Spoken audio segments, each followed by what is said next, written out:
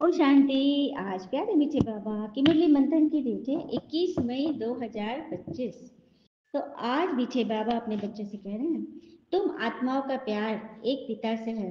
बाबा ने तुम्हें आत्मा से प्यार करना सिखलाया है, शरीर से नहीं। कल भी बाबा ने बोला था ना, कि पहले आत्मा है फिर शरीर है। तो आत्मा का प्यार परमात्मा, क्योंकि परमात्मा का प्यार आत्मा से है। परमात्मा शरीर से प्यार नहीं करता।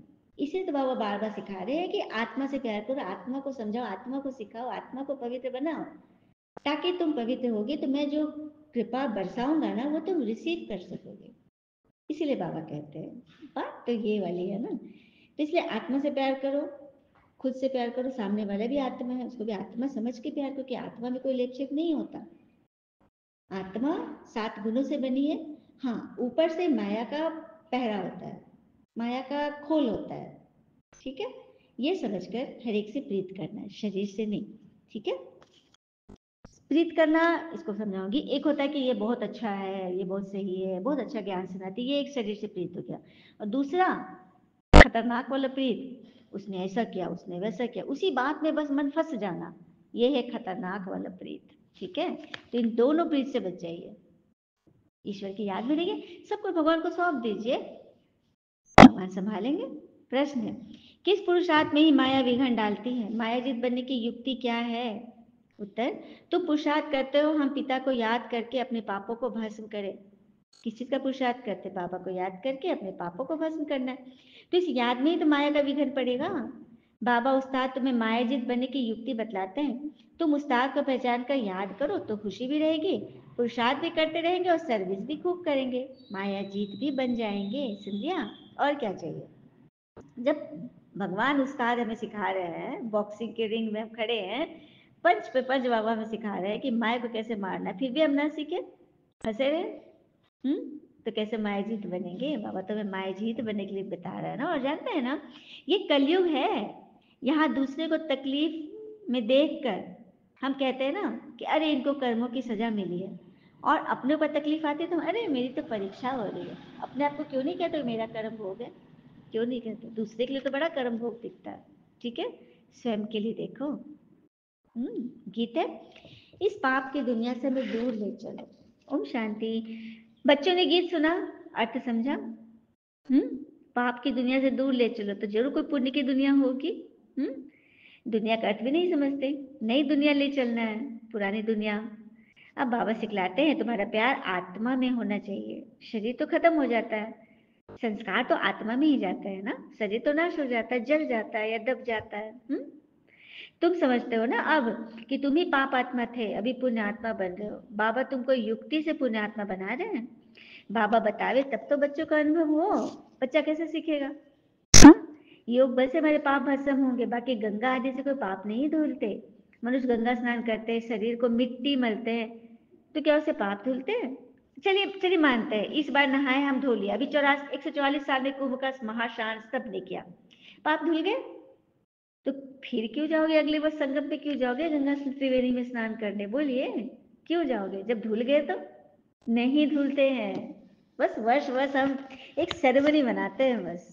ठीक है, आत्मा के पाप तो योग बल से ही निकलते हैं, और स्वयं जब परमात्मा आकर बता रहा है, हाँ, तो जितना जितना बाबा को याद करोगे उतना पाप भस्म होंगे। निश्चय है तो फिर पुरुषार्थ भी करना चाहिए, लेकिन इस पुरुषार्थ में माया विघन डालती है। कहते हैं ना, जब आपके जीवन के अध्याय में कोई नया बढ़िया मोड़ आने वाला होता है ना, उसी समय आपके मन में ऐसी स्थिति हो जाती है कि अब जीना बेकार है, मेरे लिए सारे रास्ते बंद हो चुके हैं, बाबा हेल्प मी, गाइड मी, बस बाबा बाबा करते रहते हैं। क्यों करते हैं? क्योंकि बहुत कुछ नया होने वाला होता है ना। तो हिम्मत रखिए, कल भी बोला था ना कि तूफान के बाद तोहफा आता है, तो हिम्मत नहीं हारना है, बाबा है ना। हाँ, और रुस्तम के साथ माया भी तो अच्छी रीति रुस्तम होकर लड़ेगी, कच्चों से क्या लड़ेगी? अब देखिए, हम लोग कैरम खेलते हैं, हाँ, लूडो खेलते हैं, कुछ भी, और जो छोटा बच्चा उसके साथ खेलेंगे, मजा आएगा?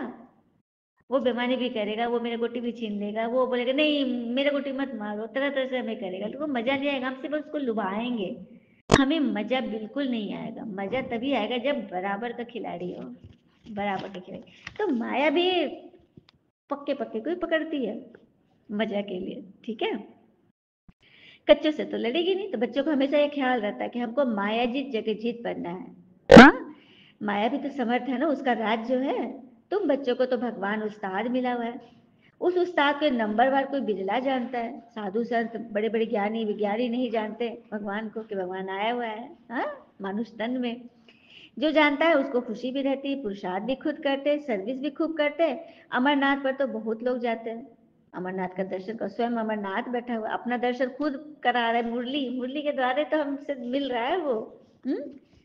अब सभी मनुष्य कहते हैं विश्व में शांति कैसे हो, अभी तुम सबको सिद्ध करके बतलाते हो। सत्युग में सुख शांति थी, उसके पहले विश्व में सुख शांति हो ही नहीं सकती, क्योंकि सबका अलग अलग मत है। मन भी सबके अलग अलग है, कैसे होगा? जब एक मन एक बल एक भरोसा एक राज्य हो, तभी तो एक धर्म हो, तभी तो सुख शांति। अनेक धर्म के बीच में शांति कैसे होगी? हम्म। बस वही बात है, लक्ष्मीनारायण के चित्र में तिथि तारीख जरूर होनी चाहिए। तुम बच्चों की बुद्धि में बैठा हम स्वर्गवासी तभी फिर बनना है, जितना जो पुरुषार्थ करेंगे उतना उच्च पद पाएंगे। तो तुम्हें गृहस्थ व्यवहार में रहते यही ओना लगा रहे कि हमको तो पावन बनना है। बाबा समझाते हैं गृहस्थ व्यवहार में रहते भी इस पुरानी दुनिया से मोह मिटा दो, बच्चों आदि को भल संभालो, परंतु बुद्धि बाबा की तरफ हो। कहते हैं ना, हाथों से काम करो, मन बुद्धि भगवान की तरफ। बच्चों को खिलाओ पिलाओ स्नान कराओ, सब कुछ करो, बस बुद्धि में बाबा की याद है। क्या ये भी बहुत मुश्किल है? बाबा भोला व्यापारी है, तब तो तुमको मुट्ठी चावल के बदले 21 जन्मों के लिए महल दे देते हैं। कितना ब्याज देते हैं? तुमको जितना चाहिए भविष्य के लिए जमा करो, पर तो ऐसे नहीं है, अंत में आकर कहेंगे जमा करो, तो उस समय लेकर क्या करेंगे? तो पहले पहले से जमा करना है ना, कहते हैं बूंद बूंद से घड़ा भरता है। अनाड़ी व्यापारी थोड़ी ही है, काम में आवे नहीं और ब्याज भर भर के देना पड़े। तो बाबा अनाड़ी व्यापारी नहीं है, सच्चे सदागर है। काम में आवे नहीं और ब्याज देना पड़े, ऐसे का लेंगे ही नहीं बाबा, बस अपने उन्हीं बच्चों का लेंगे जिनको बाबा भर भर के देंगे। तो कितना ब्याज मिलता है, जो तुमको मुट्ठी चावल के बदले 21 जन्मों का महल मिल जाता है। बाबा कहते हैं नंबर 1 भोला तो मैं हूँ, देखो तुमको विश्व की बादशाही देता हूँ, और लेता क्या हूँ तुमसे? क्या लेते हैं बाबा हमसे? हमारा कखपन ही तो लेते हैं, कमी कमजोरियां ही तो लेते हैं, जिस वजह से हम लोग समझते हैं कि हमने बहुत कुछ दे दिया। हम्म। अपनी गंदगी दी, कितना भोला है ना।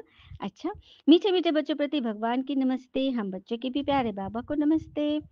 धारणा के लिए मुख्य सार पहले पद, श्रीमत पर चल बादशाही लेनी है, चावल मुट्ठी दे, 21 जन्मों के लिए महल लेने हैं, भविष्य के लिए कमाई जमा करनी है। दूसरी पर गृहस्थ व्यवहार में रहते इस पुरानी दुनिया से उपराम हो जाना है, सब कुछ करते बुद्धि बाबा की तरफ लगी रहे। देखिए, सब कुछ करते भगवान की तरफ बुद्धि कैसे लगी रहेगी?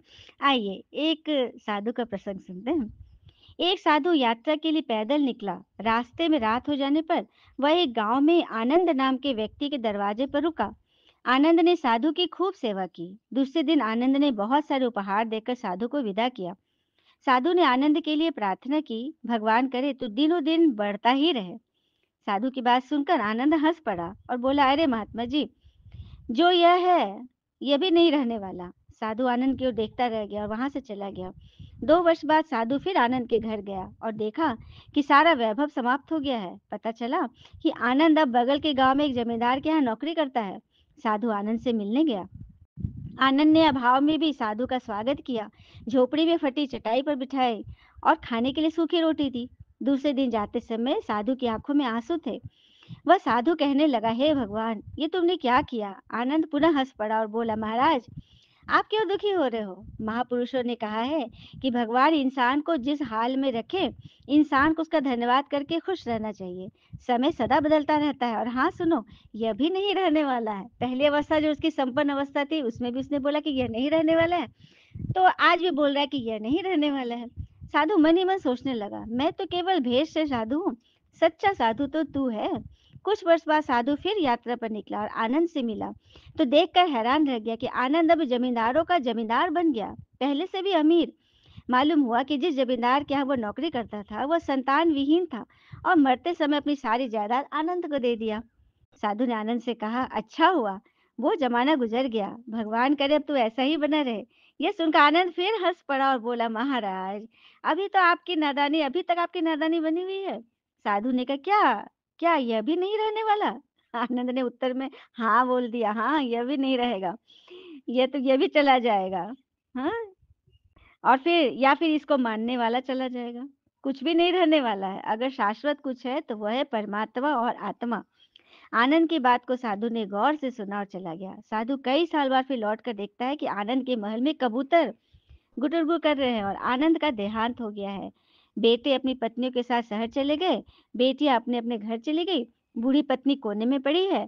साधु सोचने लगा, अरे इंसान, तू किस बात का अभिमान करता है, क्यों इतना इतराता है, यहाँ तो कुछ भी टिकने वाला है ही नहीं।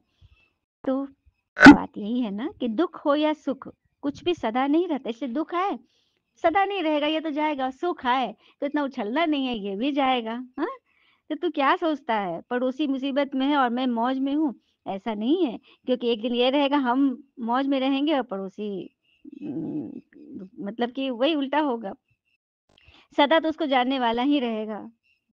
हाँ, सच्चे इंसान वे हैं जो हर हाल में खुश रहते हैं। साधु सोचता है, धन्य है आनंद तेरा सत्संग, मैं तो झूठा साधु हूँ, असली फकीरी तो तेरी जिंदगी है। अब मैं तेरी तस्वीर देखना चाहता हूँ ताकि कुछ फूल चढ़ाकर दुआ मांग लूं।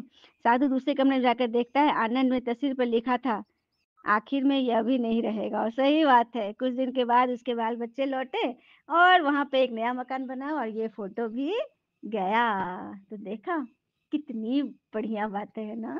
और पता है आनंद नाम क्या होता है? आनंद का कोई पर्यायवाची नहीं है, कोई उल्टा शब्द नहीं है, विपरीत शब्द कुछ नहीं। आनंद तो बस आनंद है।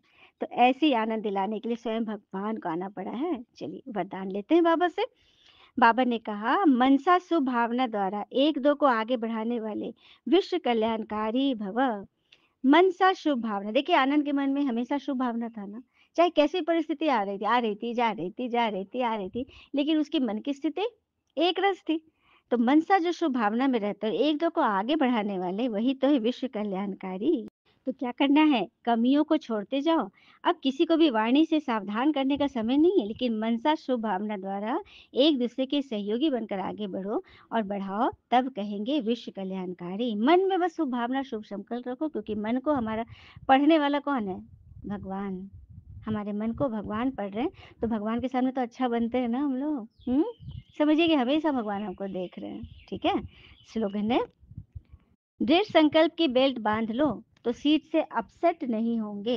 देखिए कोई आपको किसी ने कुछ बात बोला, आप उस पर चल रहे हो, तो दृढ़ता का बेल्ट बांध दो, तब तो फ्लाइट में उड़ोगे ना, उड़ जाओगे, परिस्थितियों से उड़ जाओगे। दृढ़ता का बेल्ट बांधिए, सीट की बेल्ट बांधिए और सेट होइए, अपसेट मत होइए। अच्छा, ओम शांति। शुक्रिया बाबा, शुक्रिया बाबा के प्यारे प्यारे बच्चे।